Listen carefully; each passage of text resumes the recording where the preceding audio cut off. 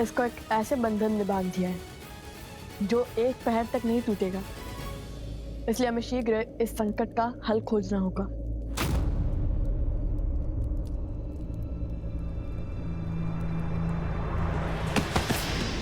कुश! कुश, क्या हुआ? कुश, उठो! कुश, उठो! कुश, उठो! उठो कुश! कुश, क्या हुआ तुम्हें? बताओ मुझे। कुश, उठो!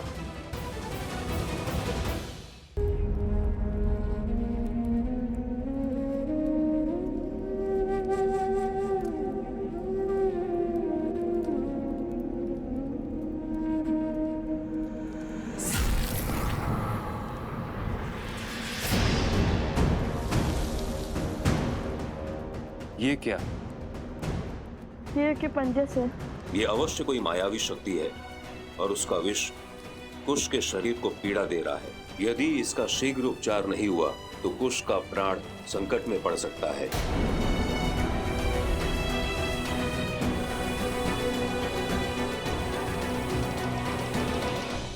कुश, उठो! कुश, क्या हुआ तुम्हें? बताओ मुझे।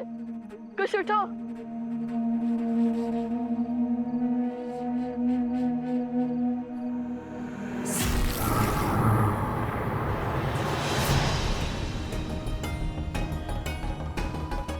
ये क्या? शेर के पंजे से। ये अवश्य कोई मायावी शक्ति है और उसका विष कुश के शरीर को पीड़ा दे रहा है।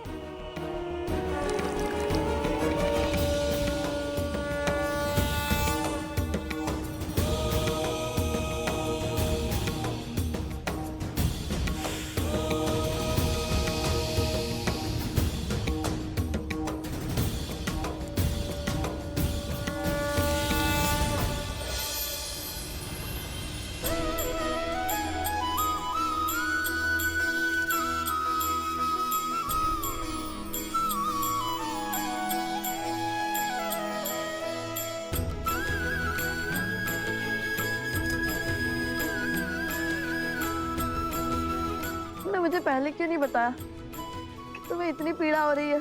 सिर्फ आप अकेले इसी ऐसे बैठ जाते ना भैया।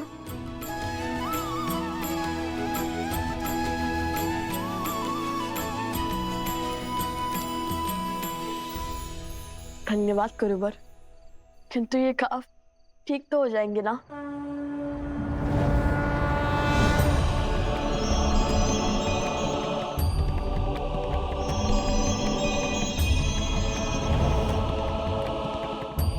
पुत्र, यहाँ एक श्रापित रत्न है जिसके उपयोग से प्रकृति को नियंत्रित किया जा रहा है और उसी मणि का उपयोग इस सिंह पर भी हुआ है। इस माया की गांठ उस मणि का अंत है और तभी कुश का घाव भी भरेगा। जब तक उस श्रापित मणि का अंत नहीं होता तब तक कुश के शरीर के भीतर ये मायावी विष फैलता रहेगा। बताइए, कहाँ है वो मणि?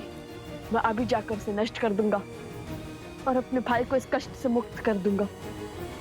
पुत्र, मैं तुम्हारी भावना समझ रहा हूं, किंतु उस स्थान तक पहुंचना सरल नहीं होगा, क्योंकि उस मणि की भांति वो स्थान भी श्रापित है और वो असुर शक्ति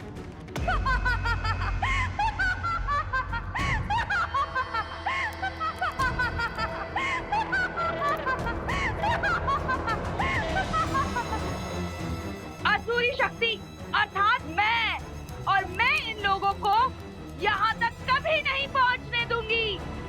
और यदि वो इस पद पर पहुँच भी गए तो केवल कुश क्या, तुम्हारी मृत्यु भी निश्चित है। देखना, एक दिन तुम्हें इसका मूल्य चुकाना होगा। मेरे भाई को इस दशा में पहुंचाने का तुम्हें पछतावा होगा। हमारे पास कितना समय गुरुवर? जैसे जैसे भोर समीप होगा कुश की पीड़ा बढ़ती जाएगी और जैसे ही सूर्य की पहली किरण कुश के घाव पर पड़ेगी वो जल उठेगा और फिर मैं एक पैर के भीतर लौटूंगा। मुझे आशीर्वाद दीजिए। आशीर्वाद दे ऋषिवर। नहीं कुश, तुम कहीं नहीं जाओगे। मैं जाऊंगा और मणि को नष्ट करके आऊंगा। तुम्हें मुझ पे विश्वास नहीं है? भैया, जब स्वयं महाराज राम पिताश्री महर्षि विश्वामित्र के साथ असुरों का संहार करने जा रहे थे, तब क्या उन्होंने श्री राम से अनुमति मांगी थी? तो कुश वो भिन्न है। भैया, बिना आपके मैं कहाँ और बिना मेरे आप कहाँ? हम लवकुश तो राम लक्ष्मण की भांति एक दूसरे की आत्मा है ना। मैं भी तुम लोगों के संग चलूंगा। ऋषिवर, आप कृपया करके यहीं रुक जाइए। इन सबको आपकी आवश्यकता होगी। चले भैया। एक क्षण। एक मुख सूरज एक मुख चंदा, दिए सिया के सुख आनंदा। एक एक आत यमज युगला, जानकी सुत रूप लव कुश होला। अरे एक लकड़ी से इतने विशालकाय सिया का सामना कैसे करेंगे हम? सोमकर्ण, माता सीता ने तो एक तिनके से रावण जैसे पापी को स्वयं से दूर रखा था, तो हमारे पास तो पूरी लकड़ी है। माता कहती है कि मानव की सच्ची शक्ति उसके विश्वास में होती है।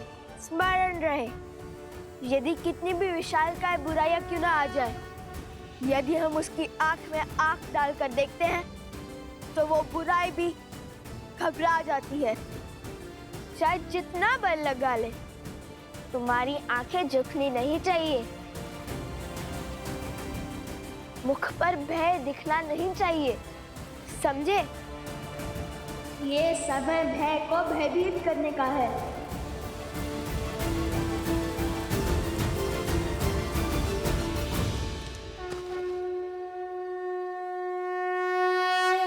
विजयी भव।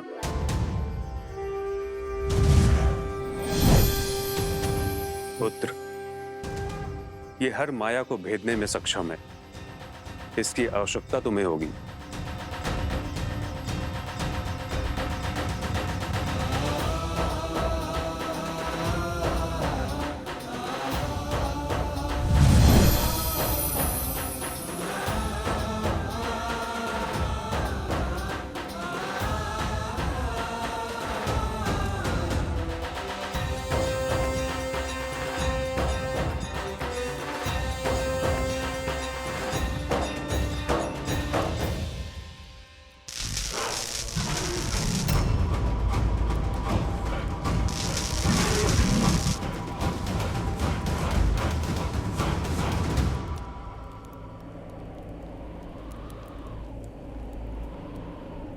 गुरुवर ने कहा था कि हमें ध्रुव तारे के पीछे चलते जाना है, और उससे 5 कोस दूर हमें एक घना वट वृक्ष मिलेगा। उसके ऊपर एक तांबे की घंटी होगी। भैया, क्या हुआ कुछ? बहुत पीड़ा हो रही है, खाप कष्ट दे रहा है। बताओ मुझे, यदि तुम्हें विश्राम करना है तो कर लो। नहीं भैया, मैं ठीक हूँ। मेरी अचरज का कारण तो आपकी सोच है। आप कब से मेरी भांति सोचने लगे? इतनी तेज आंधी में घंटी को भागे भागे आंखों से खोजने लगे। समझ गया।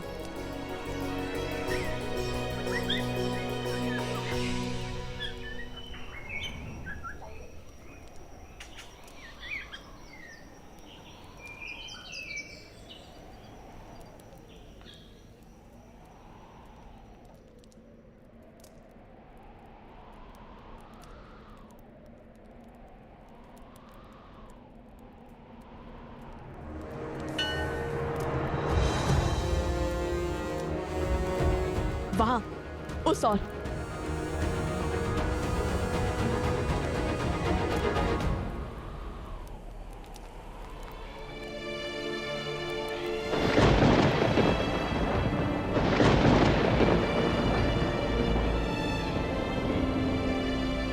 कुमुदनी, सोमकर्ण, अवत्सरा, प्रसूता, कोई नहीं लौटा अब तक? नहीं देवी। अच्छा, आते ही होंगे, किंतु इतना समय तो नहीं लगना चाहिए था। और प्रकृति भी कितनी रौद्र रूप में है। मेरा मन घबरा रहा है अब तो। आप कैसे कर लेती हैं ऐसा? अपनी संतान के लिए तो हर कोई चिंतित होता है, किंतु आप सभी के लिए इतना व्यथित कैसे हो जाती हैं? अपने केवल रक्त से नहीं, मोह के बंधन से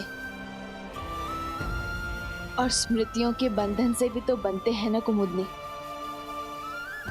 अवश्य, अभी चिंता त्याग दीजिए, वो बस आते ही होंगे।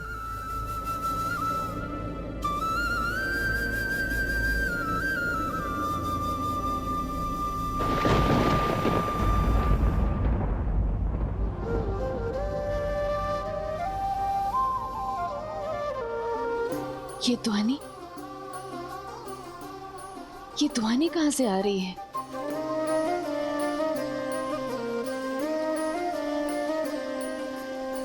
मिथिला में शिव का धनुष भयंकर, जिसे ना हिला सका कोई धुरंधर।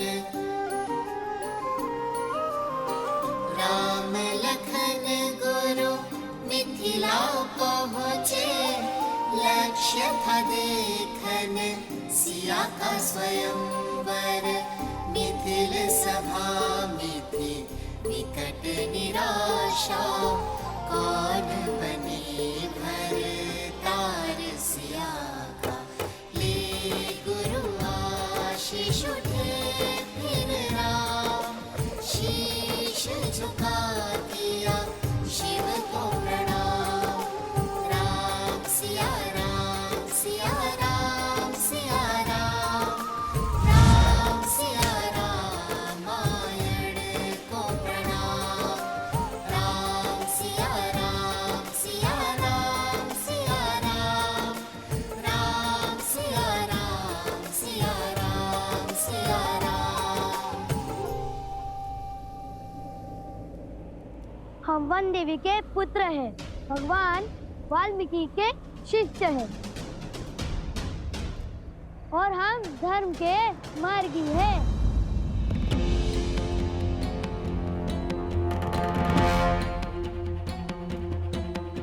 चटुकन, तुम रामायण कथा का गायन लवकुश की भांति अभ्यास क्यों कर रहे हो?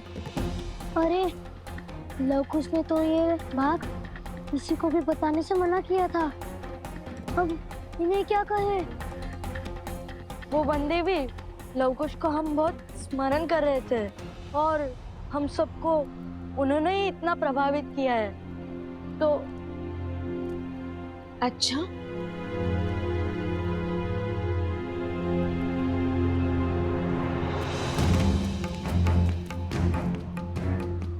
असत्य का दंड जानते हो ना? नहीं नहीं, हमें दंड मत दीजिए। तो फिर सत्य बताओ। वो लवकुश ने कहा है कि आपकी कथा का मंचन करना है।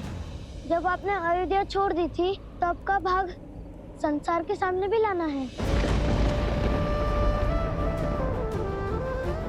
अयोध्या में मेरी कहानी कहने का क्या उद्देश्य होगा?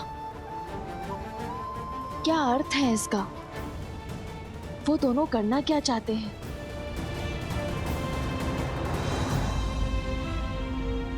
एक बात कहूँ वन देवी, आप क्रोधित तो नहीं होगी? नहीं, कहो क्या बात है? आप बहुत भाग्यशाली है कि लवकुश आपके पुत्र है। वो दोनों हर क्षण आपके विषय में ही सोचते रहते हैं। देखिएगा, जब अयोध्या में लवकुश की रामायण का मंचन होगा तब उनके प्रयास अवश्य सफल होंगे, रामायण अवश्य पूर्ण होगी। किंतु हाँ, तनिक चौंकने के लिए सज्ज रहेगा। और अब आगे कुछ मत पूछेगा।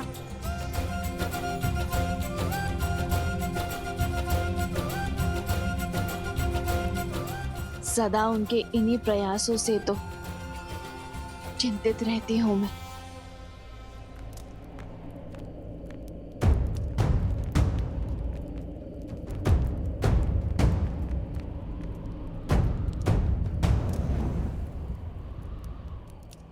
मिल गया।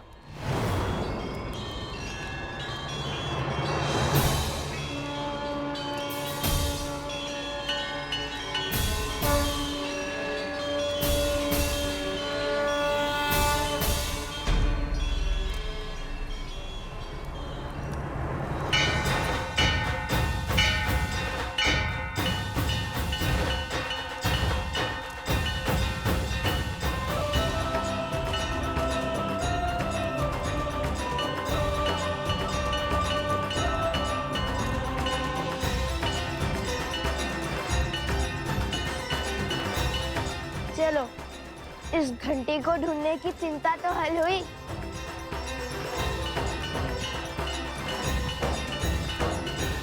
कैसे चिंता देवी? यही कि बिना संकट जाने, बिना परिणाम सोचे अनुचित को उचित करने की दिशा में आगे बढ़ जाते हैं।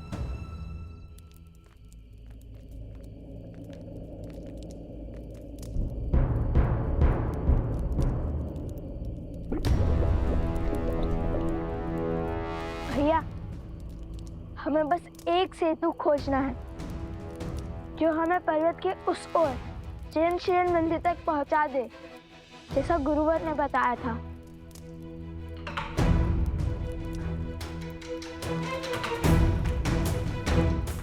अरे ये तो टूटा हुआ है।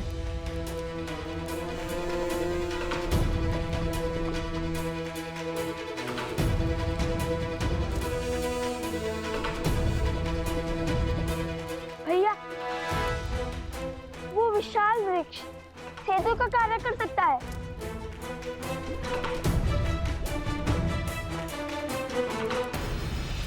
हाँ, तो कर्म उचित हो तो परिणाम की चिंता क्यों करना? किंतु कभी कभी केवल साहस से नहीं, चतुराई से भी कार्य को संपूर्ण किया जा सकता है। मैं तो बस आशा करती हूँ कि वो केवल अपने बल से नहीं, अपनी बुद्धि का उपयोग करके भी प्रयत्न करे।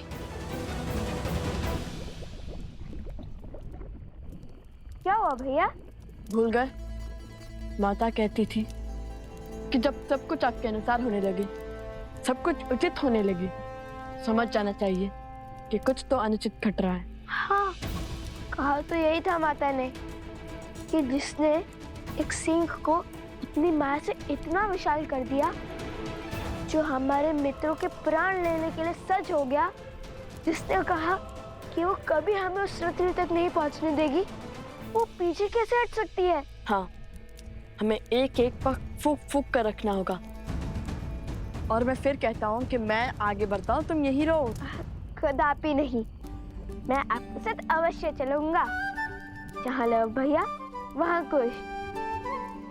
और वैसे भी यहाँ तक पहुँचकर पीछे हट जाओ ताकि सारी प्रशंसा आप लूट ले। ऐसा नहीं हो सकता। अब लगता है ये वृक्ष हमारा अंतिम विकल्प है, किंतु पहले हमें ये देखना होगा कि ये वृक्ष जिससे इस लावा के ऊपर एक पुल बन गया है, वो हमारा भार उठा भी पाएगा या नहीं।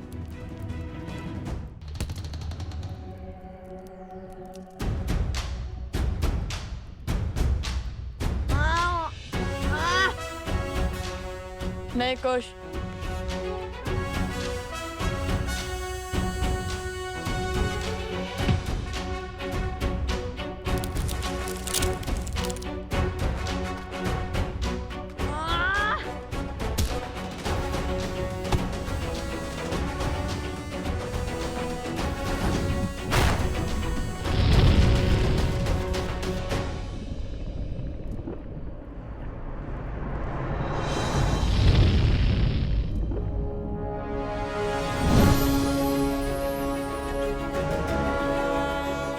बलशाली, किंतु इसका उपयोग करके देखते हैं कि ये मायावी है या नहीं।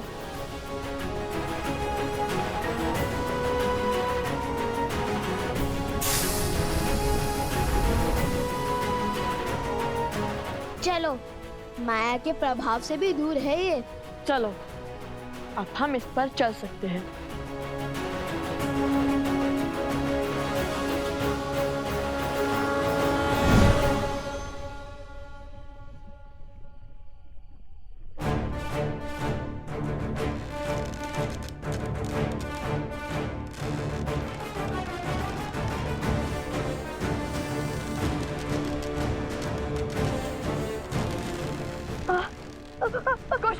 कुछ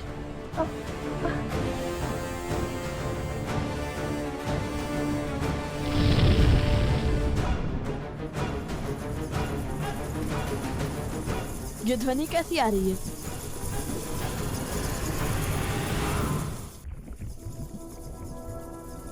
ये क्या है?